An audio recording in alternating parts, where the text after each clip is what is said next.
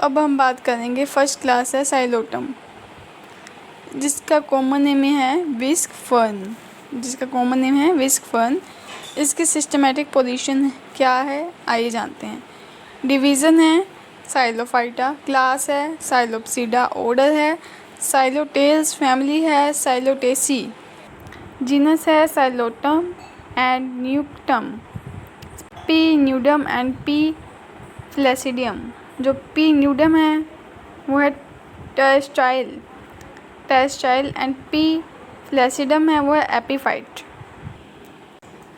It is found in tropical and sub tropical areas with full of humus, यानी कि जहाँ नम स्थान होते हैं, जहाँ नमी होती है, और जो उष्णकटिबंधीय क्षेत्र होते हैं और अर्ध उष्णकटिबंधीय क्षेत्र होते हैं, वहाँ पर साइलोटम पाए जाते हैं, इसकी स्पीशीज़ पाई जाती है।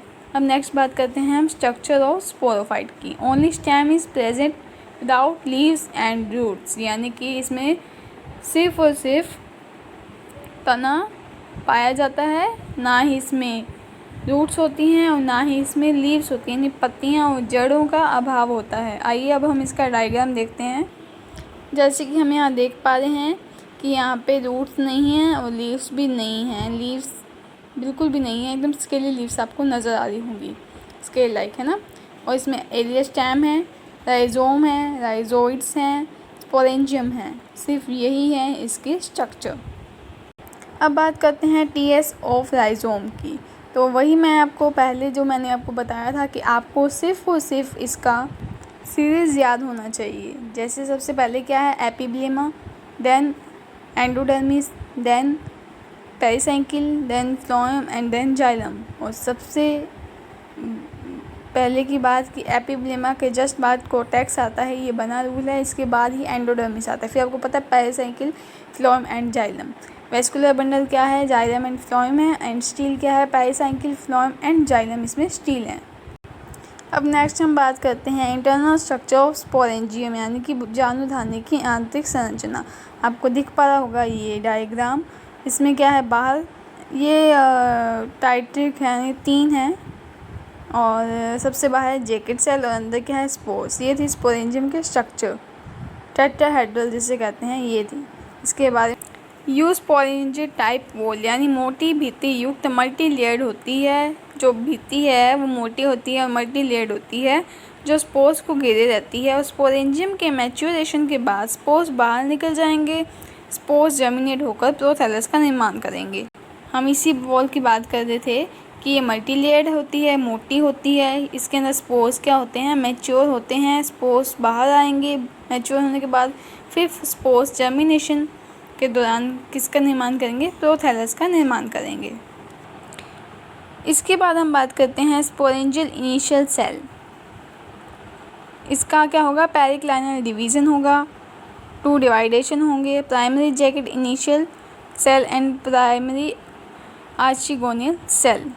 इसका एंटीग्नल पेरिक्लाइनल डिवीज़न होगा, इससे जैकेट सेल बनेगी मल्टीलेयर्ड। और जो सेकंड है प्राइमरी आर्चिगोनियल इनिशियल सेल, उससे क्या होगा, स्पोरोजेनेसिस से 70% बनेगी स्पोर मदर सेल और 30% जो सेल्स होंगी वो हो जाएगी डिस्ट्रॉय। अब जो मदर सेल है, स्पोर मदर सेल जो डिप्लॉयड है, उससे क्या बनेंगे, हैप्लॉइड स्पोर्स बनेंगे। हैप्लॉइड क्यों बने, क्योंकि इसका क्या होगा, मियोसिस डिवीज़न होगा यहाँ पे और स्पोर्स बनेंगे बहुत सारे। अब बात करते हैं डेवलपमेंट एंड स्ट्रक्चर ऑफ एंथीडियम। एंथीडियम क्या होता है, मेल सेक्स ऑर्गन को एंथीडियम कहते हैं और फीमेल सेक्स ऑर्गन को आर्चिगोनियम कहते हैं। तो हम बात कर रहे हैं मेल सेक्स ऑर्गन की। तो सबसे पहले हमारे पास एंथीडियल इनिशियल सेल है। तो सबसे पहले हमारे पास एंथीडियल इनिशियल सेल है। इसमें क्या होगा, पेरिक्लाइनल डिवीज़न होगा, इससे 2 सेल्स बनेंगी, जिसमें ऊपर वाली होगी प्राइमरी जैकेट इनिशियल सेल और सेकंड नीचे वाली होगी एंड्रोगोनियल सेल। इससे हमारी 3 न्यूक्लियर सेल बनेगी। इसके बाद यहाँ पर मल्टी लेयर्ड न्यूक्लियर सेल बनेगी, जिसमें ये जैकेट सेल होगी अंदर, और बाहर क्या, अंदर क्या होंगे, स्पोर्स। बाहर जैकेट होंगे और अंदर बहुत सारे स्पोर्स होंगे। इसके बाद यहाँ से क्या होगा, एंथ्रेजोइड्स हैं अंदर बहुत सारे। इसके बाद क्या होगा, यहाँ पे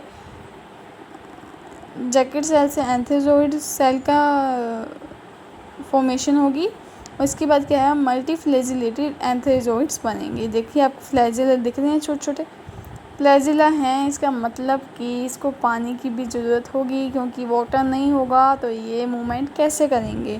तो water is must for multi flagellate antherozoids. Because ये फर्टिलाइजेशन के लिए कहाँ जाएंगे, आर्चिगोनियम के पास। अब हम बात करते हैं कि एंथीडियम का फॉर्मेशन कैसे हुई। तो सबसे पहले प्राइमरी एंथीडियल इनिशियल सेल थी, इससे 2 डिवाइडेशन हुई, जिसमें फर्स्ट क्या बनी, primary jacket initial cell, and जो सेकंड थी वो बनी प्राइमरी एंडोगोनियल सेल।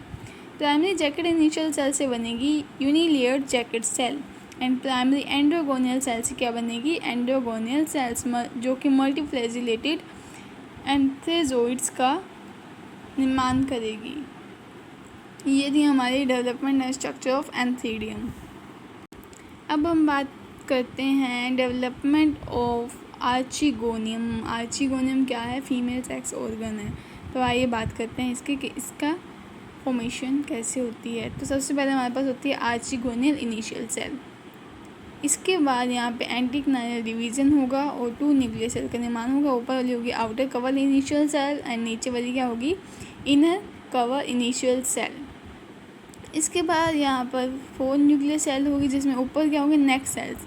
याद रखना नेक सेल में 4 to 6 न्यूक्लियस हो सकते हैं। ये आपको 2 दिख रहे हैं, 2 न्यूक्लियस नहीं है, 4 से 6 केंद्रक इसमें उपस्थित होते हैं। सेकंड पे है वो है नेक कैनाल सेल और थर्ड पे जो है वो है वेंट्रल सेल। इसके बाद यहाँ क्या होगा, फीमेल गैमेटोफाइट बनेगा। कैसे बनेगा, ये ऊपर वाली क्या होगी, एनसीसी इन 4 रोज, ये कवर हो गया एनसीसी इन 4 रोज, 1 2 3 एंड 4 रोज में क्या है, एनसीसी। ये एनसीसी, वीसीसी क्या है, वेंट्रल कैनाल सेल, और लास्ट वाली क्या है, एग सेल। ये थी हमारी फीमेल गैमेटोफाइट का फॉर्मेशन। अब है आर्चिगोन इनिशियल सेल कैसे बनी। तो अब बात करते हैं कि आर्चिगोनियम कैसे बना। तो सबसे पहले हमारे पास आर्चिगोन इनिशियल सेल थी, इसमें पेरिक्लाइनल डिवीज़न हुआ। इसके बाद आउटर कवर इनिशियल सेल बनी और सेकंड साइड में क्या बनी, इनर सेंट्रल सेल।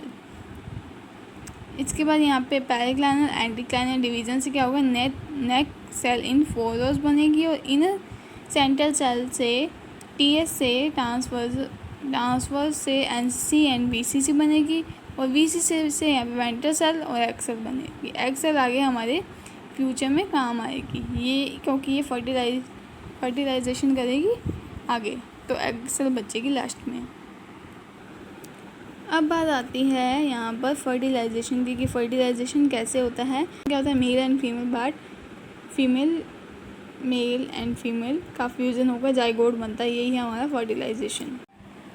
अब हम बात करेंगे साइलोटम के इम्पोर्टेंट पॉइंट्स की। फर्स्ट है cortex, it is made with parenchymatous cell.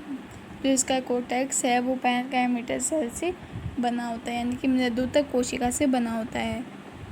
Second है फंगल हाइफे यानी कवक सूत्र is also present in cortex. Cortex में कवक सूत्र उपस्थित होता है। थर्ड है स्पोरोफिल, स्पोरेंजियम, स्पोर्स और प्रोथैलस। इसका मतलब है स्पोरोफिल से स्पोरेंजियम और स्पोरेंजियम से स्पोर और स्पोर से प्रोथैलस का निर्माण होता है। मोनोशियस और डायोशियस का क्या मतलब है। मोनोशियस का मतलब है द्विलिंगी। इसका मतलब है कि एक ही प्लांट पर male and female sex organ दोनों प्रेजेंट होते हैं। और डायोशियस का मतलब है एक लिंगी, यानी कि 2 पौधों पर सिंगल यानी 2 पौधे हैं, मेरे पास एक ये वाला पौधा है और एक है, इसमें मेल होगा इसमें फीमेल होगा, दोनों ऑर्गन एक बार प्रेजेंट नहीं होंगे, ये होता है डायोशियस। नेक्स्ट है spores is the first cell of gametophyte and second है zygote is the first cell of sporophyte. ये पॉइंट बहुत ज़्यादा इंपॉर्टेंट है, क्वेश्चन बहुत बनता है इस पर, 1 नंबर का, 1.5 नंबर का, 2 नंबर का, थोड़ा सा और आगे पूछ लिया जाता है आपसे कि what is the first cell of gametophyte, तो इसका आंसर होगा spores. Spores is the first cell of gametophyte and zygote is the first cell of sporophyte. Next बात करते हैं, नेक्स्ट सेल में प्रत्येक में 4 से 6 सेल्स प्रेजेंट होती हैं। नेक्स्ट है एंड में ओनली एक सेल ही बचेगी। एनसीसी में 2 न्यूक्लियस होते हैं। एनसीसी एंड बीसीसी डिस्ट्रॉय हो जाती है आफ्टर फ्यूज़न।